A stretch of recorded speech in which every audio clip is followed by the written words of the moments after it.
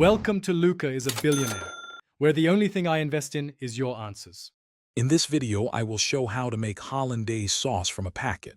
First, gather your ingredients. 1 packet of Hollandaise mix, 1/2 cup of water, and 1/4 cup of butter.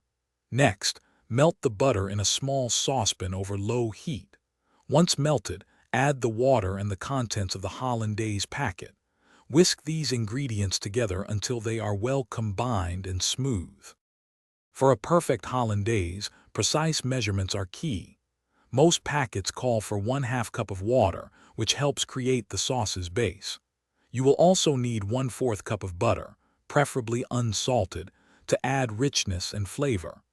Always melt your butter completely before adding it to the water and mix, ensuring a smooth and consistent texture for your sauce. Now for the cooking process to achieve that classic Hollandaise texture.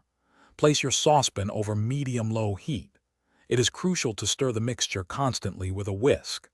Continue whisking for approximately 1 minute, or until the sauce visibly thickens to your desired consistency.